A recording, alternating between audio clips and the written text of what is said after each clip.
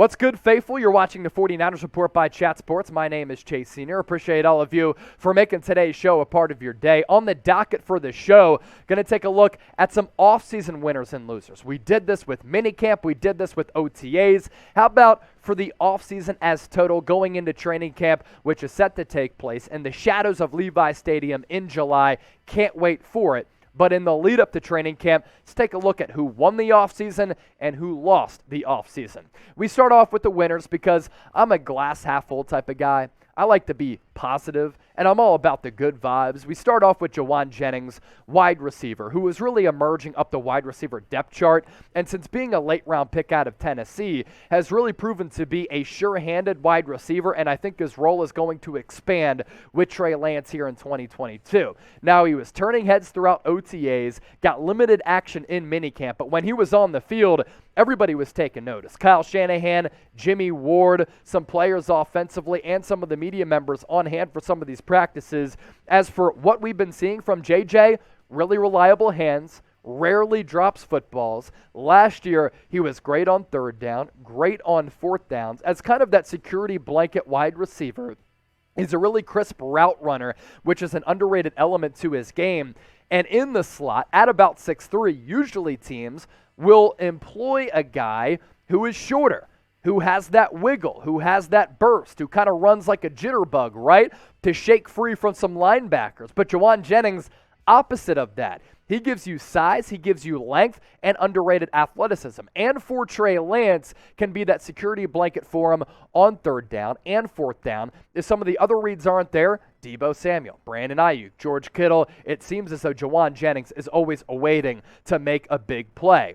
I talked about Jimmie Ward heaping praise on Juwan Jennings. Here's what he had to say about JJ. Juwan kind of surprised me to a little bit, He's got a lot more talent than I thought he had. He's a great route runner, and he knows how to work his leverage. And sometimes when we evaluate wide receivers, we look for quick twitch guys. We look for guys who have burners, who have that pull-away speed. But what's so important? Reliability of your hands, route running, and small things like leverage, because in the NFL, windows can get really tight, and sometimes separation doesn't really matter. Juwan Jennings, he opens up that space for his quarterback to deliver the football, and who cares if he doesn't have the greatest speed? If he's there, if he's open, he's had the propensity to make big plays for the 49ers offense, and I think he's going to be able to do that this upcoming year in 2022. He is an offseason winner, and with that, I ask you this. If you think Jennings will break out this upcoming year, I want you to hit that thumbs up icon and like the video. If you don't think he's going to break out, I want you to name a different breakout candidate in the comment section right now. Offseason winner number 2, Talanoa Hufanga, the safety, who last year as a rookie really impressed me because of his versatility. Playing both safety spots, playing a little linebacker. He was sent home on some blitz packages and was a big contributor on special teams as a gunner, a guy who made his way downfield to make tackles, and, as we know, NFC divisional round, on the road, Green Bay Packers with the snow falling at the Cathedral of Football, scoop and score off the Jordan Willis block punt to win the football game. His offseason, summarized here, got starting reps with Jimmie Ward, so it looks as though he's already with that first team. The Niners didn't end up re-signing Jaquiski Tartt, who would have been competing with Talanoa Hufanga for that starting spot, opposite of Jimmie Ward. Throughout practices, didn't really give up explosive plays, didn't allow the top to be taken off of the defense, and everybody's raving about the shape that Talanoa Hufanga is in. It's best shape of life season, baby, as we like to coin it here at Chat Sports. Basically, when training camp comes rolling around, OTAs and minicamp, everybody raves about this player trimming down and looking cut. Talanoa Hufanga, that's who they're talking about this offseason.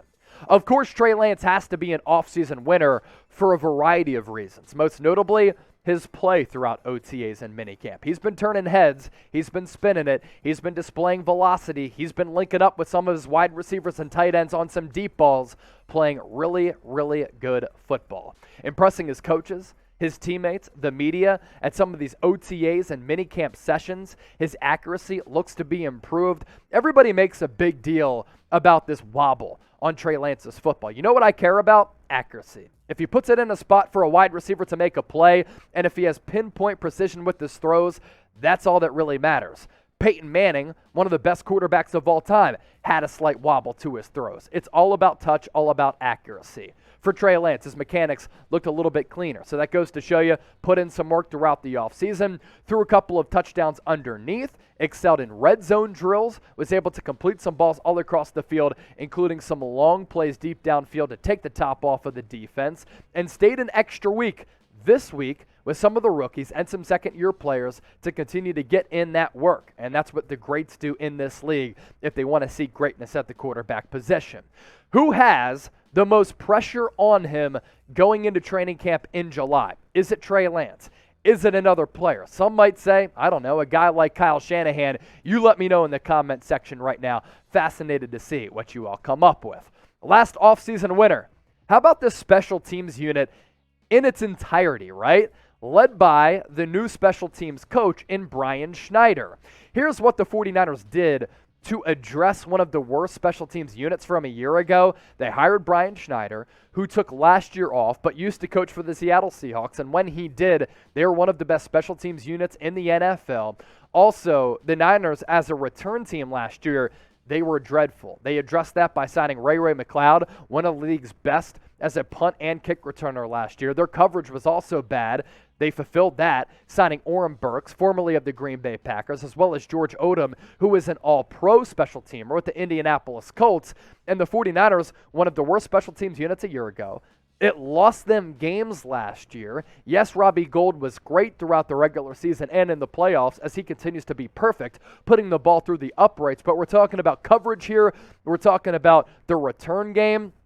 The return game is so pivotal. That can flip the field. That can change momentum. The Niners did a lot to improve an aching special teams unit from a year ago. Before we get to our losers, make sure you subscribe to us on Callin, a live interactive podcast app that we've been utilizing and going live on once a week after our live shows every single Tuesday, which come your way 5 o'clock Eastern, 2 o'clock Pacific. Subscribe on your iPhone or your Android and make a profile. Therefore, you can call into the show. Chatsports.com/49ers. Call in, that link in the comment section and the description of this video. To our offseason losers now. Got to start off with Jimmy Garoppolo. Why? Because Garoppolo didn't get traded like he probably would have preferred to a team where he could have been the starting quarterback. He continues to recover from shoulder surgery while Trey Lance has been impressing a lot of people throughout this offseason. And Jimmy Garoppolo's future is uncertain. There's no doubt he's a top 15 quarterback in the National Football League, but will he even be a starter this upcoming season because of the quarterback movement, all the transactions and the trades that took place, and him coming off that injury? Slated to start throwing at the end of June, maybe at the end of this month, maybe even in July, but because his future is uncertain, because it looks as though he's going to be replaced by Trey Lance, and he didn't get traded, he is an offseason loser. So too is Brandon Aiyuk because he's struggling from the drops right now. And he had a golden opportunity to prove that he can earn a really big contract moving ahead into the future, and he could be a potential wide receiver one. With no Deebo Samuel throughout OTAs and minicamp, it was Aiyuk who was the number one wideout. And what did he do? Struggled a little bit with drops. Now, he was good in some red zone opportunities. There's no question about it, but I was surprised that Aiyuk struggled catching the football from Trey Lance. Yes, it's a little bit of a switch up going from Garoppolo and his arm strength, or lack thereof, to Trey Lance, who has a rocket, but Aiyuk has no excuse because he's been training with Trey Lance all throughout the offseason. Aiyuk really, at the end of the day, just has to be more consistent. That's what I want to see from him. Last year, the perfect example of that. Was he in the doghouse the first 6 games for Kyle Shanahan? Yeah, potentially. Then in the last 11 games, he really started to turn it on, and the production was evidence of that. Last 11 games, as compared to the first 6 games, you can't even compare it. 2 completely different players. And at points in his rookie year, he was tremendous. He also had lulls at points in his sophomore campaign. Really, those first 6 games, he went through these stretches where we're like, okay, where's Brandon Aiyuk? He has the ability. Why isn't he displaying it? Why isn't he getting targeted? Last 11 games, he was exceptional in my opinion. 47 grabs, 730 yards, and 4 touchdowns. I want to see him more consistently, Brandon Aiyuk, be the guy that he was the last 11 games of the year. With Aiyuk moving ahead, do you think he has wide receiver 1 potential, or do you think that he's a wide receiver 2? He was drafted in the first round. Obviously, when that happens, the expectations are that you're going to be a top-tier wide receiver.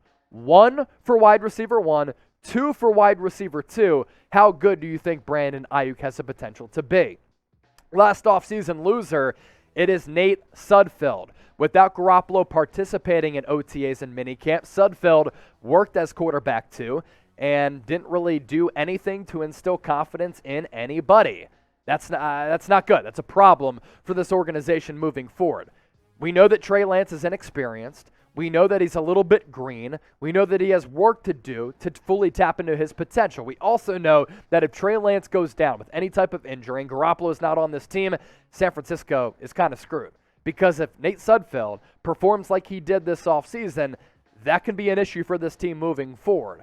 Is he going to get replaced by a guy like Brock Purdy, who got drafted with pick number irrelevant at the end of the NFL draft? I don't think so. But Brock Purdy, he's really the only other quarterback on this roster. Nate Sudfeld has to be better in training camp as well as the preseason.